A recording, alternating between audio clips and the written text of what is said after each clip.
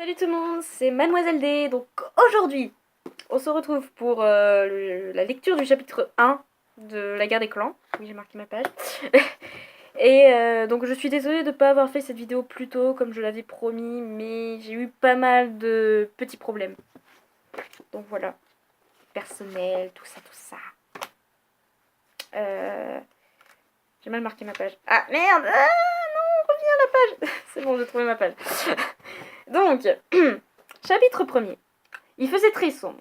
Rusty sentait approcher quelque chose. Ses yeux de chaton s'ouvrirent tout grands et il parcourut les broussailles touffues du regard. Il ne savait pas où il se trouvait. Mais les odeurs étranges le poussaient à s'aventurer plus loin. Encore dans l'obscurité, les gargouillements de son ventre lui rappelèrent qu'il avait faim. Les parfums alléchants de la forêt lui chatouillaient les narines. Au relent moisi de l'humus se mêlait le fumet appétissant d'une petite bête poilue. Soudain, un éclair gris passa en trombe à sa hauteur. Rusty s'immobilisa, l'oreille aux aguets. Sa proie se cachait au milieu des feuilles, à moins de 4 pas. Il savait que c'était une souris. Il entendait le tempo rapide d'un cœur minuscule. Il déglutit pour faire cesser les gargouillis de son estomac. Sa faim allait bientôt être satisfaite. Il se plaqua lentement au sol, prêt à passer à l'attaque. Puisque le vent soufflait vers lui, la souris n'avait pas pu sentir sa présence. Rusty vérifia une dernière fois où se trouvait le rongeur, prit son élan et bondit en soulevant un tourbillon de feuilles. La petite bête fila vers un trou pour se mettre à l'abri. Mais le chaton s'était déjà jeté sur elle. Il cueillit l'animal sans défense du bout de ses griffes acérées et le lança assez haut. Sa proie retomba sur le sol couvert de feuilles, sonnée mais vivante. Elle tenta de s'échapper sans succès. Il l'envoya à nouveau dans les airs, un peu plus loin cette fois. La souris parvint à faire quelques pas avant qu'il la rattrape. Un bruit retentit soudain tout près de lui. Rusty balaya la forêt du regard. La bête en profita pour échapper à ses griffes. Quand le chat se retourna, il la vit disparaître dans l'obscurité entre les racines, enchevêtrée d'un arbre. Furieux, Rusty renonça à la poursuivre. Il tourna sur lui-même, les yeux flamboyants de colère, pour trouver l'origine du vacarme qui avait fait fuir sa proie. Le tintement continua, de plus en plus familier. Rusty ouvrit les yeux. La forêt avait disparu. Il était bien au chaud, dans une cuisine à l'atmosphère confinée, roulé en boule dans son panier. Le clair de lune qui entrait par la fenêtre projetait des ombres sur le sol lisse. Le bruit, c'était celui des croquettes, versées dans sa gamelle. Le chaton leva la tête et posa le menton sur le rebord de sa corbeille. Son collier le démangeait. Dans son rêve, il avait senti l'air frais caresser sa fourrure, d'habitude comprimée par la lanière de cuir.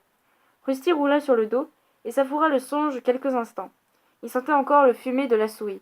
C'était la 3e fois depuis la pleine lune qu'il faisait le même rêve, et le rongeur lui avait toujours échappé. Il se léchait les babines, l'odeur fade de ses croquettes s'imposait peu à peu. Ses maîtres remplissaient toujours son bol avant d'aller se coucher. Des effluves insipides remplacèrent le parfum entêtant de son rêve. Mais comme la faim continuait à lui chatouiller l'estomac, Rusty s'étira pour chasser le sommeil de ses membres et traverser la cuisine à pas feutrés jusqu'à son dîner. La nourriture lui sembla sèche, sans saveur. Le chaton se força à en avaler encore une bouchée, puis il abandonna sa gamelle et sortit par la chatière, dans l'espoir que l'odeur de la verdure raviverait les sensations de son rêve. Dehors, la lune brillait, une pluie fine tombait. À la lumière des étoiles, Rusty remonta l'allée jusqu'au fond du jardin, bien entretenu. Le gravier était froid et pointu sous ses pattes. Il fit ses besoins dans un gros buisson aux feuilles vertes et luisantes, chargé de fleurs pourpres. Leur parfum douceâtre lui fit plisser le nez. Ensuite, l'animal se percha sur un des poteaux de la clôture qui entourait son jardin. C'était un de ses endroits préférés. Il donnait directement sur les maisons voisines, mais aussi sur la forêt, verte et touffue, au-delà de la barrière. La bruine avait cessé. Derrière, Rusty, le gazon tordu, chatoyait au clair de lune. Derrière Rusty. De l'autre côté de la palissade, les bois étaient plongés dans l'ombre.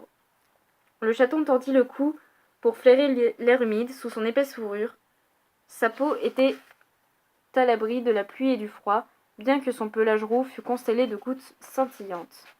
Il entendit ses maîtres l'appeler une dernière fois, à la porte de derrière. S'il rentrait maintenant, il serait accueilli par des caresses et des mots affectueux, puis invité dans leur lit bien chaud, où il se pelotonnerait au creux d'un genou en ronronnant. Cette fois, il résista. L'échine du chat se hérissa soudain. Là-bas, quelque chose bougeait. Il se sentait épié. Rusty scruta les arbres, impossible de voir ou de flairer quoi que ce soit dans l'air nocturne chargé d'arômes boisés. Il se releva et planta ses griffes dans le poteau pour s'étirer, les pattes tendues, le dos rond. Il ferma les yeux pour humer encore une fois les alentours. Le parfum plein de promesses le poussait à s'aventurer dans le noir. Il s'accroupit un bref instant, les muscles bandés, puis il sauta dans les hautes herbes de l'autre côté de la clôture du jardin. Lorsqu'il toucha le sol, la clochette de son collier tinta dans le silence de la nuit. « Où tu vas comme ça » miaula une voix familière derrière lui. Le chaton roux leva la tête. Un jeune matou noir et blanc s'était juché sur la barrière avec maladresse. « Salut, ficelle » lança Rusty. Le nouveau venu ouvrit de grands yeux couleur d'ambre. « Ne me dis pas que tu vas dans la forêt. Juste pour jeter un coup d'œil, se démentit-il mal à l'aise. Ne compte pas sur moi pour t'accompagner. C'est trop risqué. L'animal fronça le nez d'un air dégoûté. Prosper y allait une fois. Il indiqua d'un mouvement de tête la maison où vivait leur aîné, quelques palissades plus loin. Son beau gros matou ? Ça m'étonnerait, s'esclaffa Rusty. Il a quasiment pas quitté son jardin depuis son passage chez le vétérinaire. Il ne sait que manger et dormir. Si, je t'assure, il avait même attrapé un rouge-gorge. Eh ben, si c'est vrai, c'était avant le veto. Maintenant, il se plaint que les oiseaux l'empêchent de dormir. De toute façon, poursuivit Ficelle, indifférent à son ton méprisant, Prosper m'a dit qu'il y a des tas d'animaux dangereux là-bas. Des chats sauvages, énormes, qui dévorent des lapins vivants au petit déjeuner et qui se font les griffes sur des os. Je vais juste jeter un coup d'œil, ça ne sera pas long. Je t'aurais prévenu, grogna son ami. Il tourna le dos à Rusty et sauta de la clôture dans son jardin. Le chaton roux s'assit dans l'herbe grasse de l'autre côté de la barrière. Il se lécha nerveusement l'épaule en se demandant s'il y avait du vrai dans les racontars de Ficelle. Le mouvement d'un minuscule animal attira soudain son attention. Il le regarda d'étaler sous un roncier. D'instinct, Rusty s'aplatit contre le sol. Il se glissa à pas lents à travers les broussailles, les oreilles dressées, les narines dilatées, l'œil fixe. Il s'avança vers la petite bête. Maintenant, il la voyait bien. Assise parmi les branches épineuses, elle grignotait une grosse graine, une souris. Le félin fléchit les pattes arrière, prêt à bondir. Il retenait son souffle pour empêcher sa clochette de sonner. Son cœur battait la chamade. Encore mieux que dans ses rêves. Un bruit de feuilles et de brindilles piétinées le fit sursauter. Trahi par le tintement de son grelot, il vit sa proie disparaître ventre à terre dans le taillis le plus touffu du roncier. Immobile, Rusty balaya du regard les alentours. Il aperçut la pointe blanche d'une épaisse queue rousse qui dépassait d'un massif de fougères en face de lui. Il flaira une forte odeur inconnue, celle d'un carnivore, pas de doute. Mais ni chien ni chat. Captivé, Rusty en oublia la souris et observa avec curiosité la touffe de poils orangés. Il voulait voir ça de plus près. Tous les sens en éveil, il se mit en chasse. C'est alors qu'il l'entendit. Le son lointain et étouffé venait de derrière lui. Il tourna la tête pour mieux l'écouter. Les bruits de pas se demanda-t-il, sans interrompre sa progression. Les yeux fixés sur l'étrange fourrure rousse dans son dos, le bruissement s'enfla. Devint une vraie cavalcade. Il comprit qu'il était en danger. Trop tard. Heurté de plein fouet, il fut projeté dans un bouquet d'orties. Il gigota en poussant des cris aigus pour se débarrasser de l'assaillant agrippé à son dos. Son adversaire se cramponnait à lui. Ses griffes acérées lui labouraient l'échine. Rusty sentait des dents pointues lui rafler le cou. Il se démenait comme un beau diable pour se dégager, en vain. L'espace d'un instant, il crut que tout était perdu. Puis il se figea. Pris d'une inspiration subite, il se laissa tomber sur le dos. Il savait d'instinct ce qu'il risquait en exposant la peau fragile de son ventre. Mais il n'avait pas d'autre solution. Il eut de la chance, la ruse sembla fonctionner. Il entendit son agresseur pousser un râle. Le souffle coupé, Rusty parvint à se libérer et s'élança vers la maison sans un regard en arrière. Un bruit de course l'avertit que l'autre animal lui donnait la chasse. Les griffures le brûlaient. Pourtant, il préféra faire demi-tour et combattre plutôt que de se laisser sauter dessus. Il s'arrêta en dérapage contrôlé, se retourna et affronta son poursuivant. C'était un autre chaton, au pelage gris et bourriffé, au large museau et aux pattes robustes. Impressionné par les épaules puissantes qu'il devinait sous ses fourrures soyeuses, Rusty eut le temps de reconnaître l'odeur d'un mâle. Puis son assaillant, surpris par sa volte-face, le percuta violemment et s'effondra, hébété. Le chaton roux tituba sous le choc. Le souffle coupé, il retrouva vite son équilibre. Cependant, il fit rodo. Le poil hérissé, bien décidé à se jeter sur le matou. La bête s'assit alors sur son arrière-train, en se léchant une patte avant. Toute agressivité évanouie. Rusty éprouva une étrange déception. Les nerfs tendus à craquer, il était prêt au combat.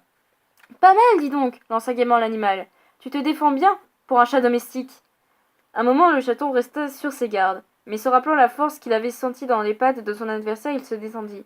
« Et je t'affronterai encore s'il le faut, » gronda-t-il. « Moi, c'est Nuage Gris, » reprit le matou sans se soucier de ses menaces. « Je suis un des apprentis du clan du tonnerre, un futur guerrier. » Rusty garda le silence. Il ne comprenait rien à ce que ce félin au nom étrange lui racontait. Mais il sentait que le danger était passé. Pour cacher sa perplexité, il lissa à grands coups de langue les poils ébouriffés de son poitrail. « Qu'est-ce qu'un chat domestique comme toi fabrique dans la forêt? Tu ne sais pas que c'est imprudent? Si tu es le plus grand péril qui me guette, alors je crois que je m'en sortirai, bluffa Rusty. Nuage Gris le considéra un instant, les sourcils froncés. Oh, ne crois pas ça. Si tu tombes sur un chasseur expérimenté, il peut t'infliger des blessures qui te feront passer l'envie de revenir. Un chasseur? Un frisson de peur parcourut le dos de Rusty. Quoi qu'il en soit, je n'ai aucun intérêt à te battre, ajouta son assaillant en se mordant une patte. Tu ne fais pas partie d'aucun clan. Tu ne fais partie d'aucun clan. C'est évident. D'aucun clan? Répéta Rusty interloqué. Nuage Gris poussa un soupir. Tu as sûrement entendu parler des 4 tribus qui se partagent les les terrains de chasse des environs. J'appartiens à celle du tonnerre. Nos ennemis essaient toujours de nous voler notre gibier. Le clan de l'ombre surtout. Eux, ils sont si féroces qu'ils t'auraient taillé en pièces sans hésiter. Il fut là avec colère et reprit.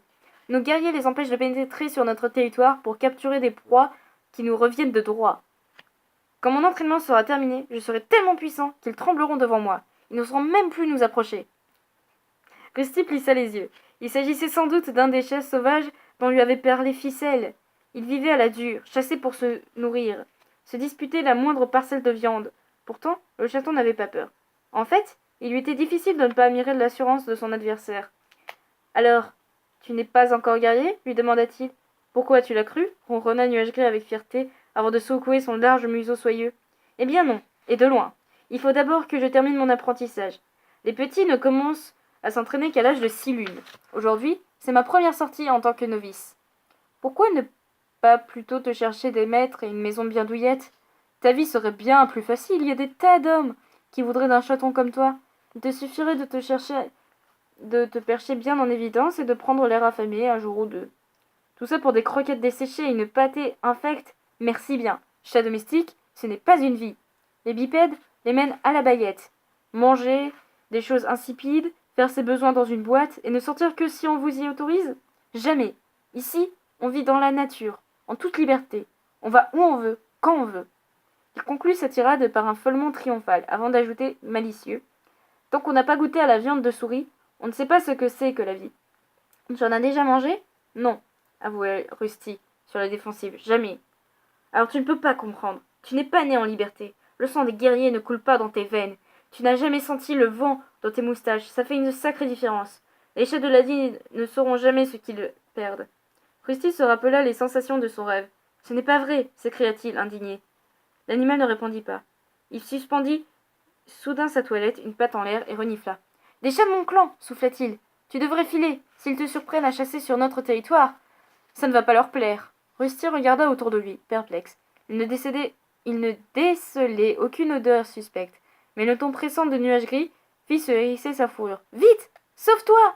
Il se prépara à bondir dans les buissons, sans savoir de quel côté venait le danger. Trop tard! Un miaulement menaçant s'éleva derrière lui. Que se passe-t-il ici? Rusty fit volte-face. Une grande femelle grise, majestueuse, sortait du sous-bois. Elle était magnifique, malgré son museau zébré de poils blancs et sa vilaine balafre en travers des épaules. Son pelage soyeux brillait d'un éclat argenté au clair de lune. Étoile bleue! À côté de lui, l'apprenti s'aplatit contre le sol, les yeux plissés. Il s'inclina encore plus bas quand un matou à la belle robe mouchetée d'or pénétra lui aussi dans la clairière. Tu ne devrais pas être si près de la ville, Nuage Gris, grogna le mâle avec colère, en le foudroyant du regard. Je sais, cœur de lion, je suis désolé, répondit-il les yeux baissés. Rusty se tapit lui aussi, ventre au sol, les oreilles frémissantes. Ces félins étaient baignés d'une aura de force qu'il n'avait jamais vue chez ses voisins de la ville. Et si Ficelle avait dit vrai? Qui est-ce? Demanda Étoile Bleue. Le chaton tressaillit quand elle posa sur lui un regard perçant. Il se sentit soudain encore plus vulnérable. Il est inoffensif, s'empressa d'expliquer Nuage Gris. Il fait partie d'aucun clan. C'est un simple chat domestique. Un simple chat domestique? Irrité, Rusty tint cependant sa langue. La femelle, qui avait surpris son regard furieux, fronçait les sourcils. Il détourna la tête. Voici Étoile Bleue, le chef de mon clan. Lui souffla l'apprenti. Et Cœur de Lion, mon mentor. C'est lui qui m'entraîne à devenir un guerrier. Merci pour les présentations, jeta froidement le matou. Sa compagne fixait toujours Rusty. Tu te bats bien pour un chat domestique, déclara-t-elle. Les chatons échangèrent un regard interloqué. Comment pouvait-elle le savoir? Nous vous surveillons, continua-t-elle, comme si elle avait lu dans leurs pensées.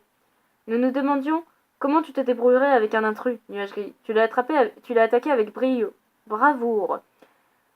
Le jeune novice parut enchanté du compliment. Relevez-vous, leur ordonna-t-elle, les yeux posés sur Rusty. Toi aussi, chat domestique. Il se redressa aussitôt et soutint calmement le regard d'Étoile Bleue. Tu as bien réagi, Nuage Gris. Et plus fort que toi. Mais tu t'es servi de ta tête et tu lui as fait face quand il t'a poursuivi.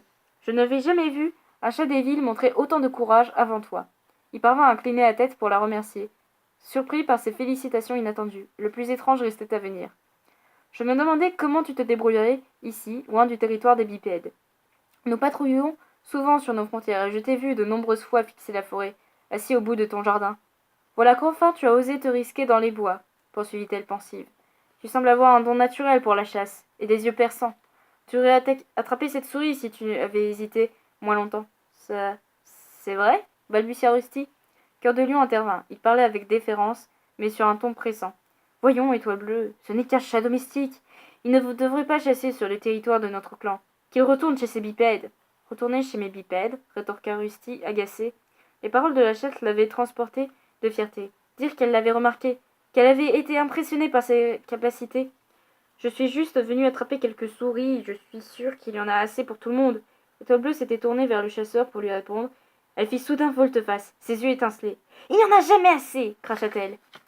Si tu n'étais pas si bien nourrie, si ta vie n'était pas si douillette, tu le saurais. Cette brusque flambée de colère déconcerta Rusty, mais l'expression atterrée de l'apprenti suffit à lui faire comprendre qu'il avait parlé trop librement. Cœur de Lion s'avança aux côtés de son chef. Les deux guerriers se penchèrent sur lui, menaçants. Sous le regard sévère d'Étoile Bleue, toute la fierté du chaton s'évanouit. Il n'avait pas affaire à de bons gros chats domestiques, mais à des félins affamés, qui n'allaient pas tarder à achever ce que Nuage Gris avait commencé. Et c'est la fin du chapitre, donc on se retrouve très prochainement, enfin plus prochainement que la fois dernière, je l'espère, pour le chapitre 2. Suspense, suspense, que va-t-il arriver? Les os de Rusty seront-ils les os sur lesquels Étoile Bleue et Cœur de Lion feront leurs griffes? La suite au prochain épisode. Bon, plus sérieusement, à la prochaine les gens. À plus.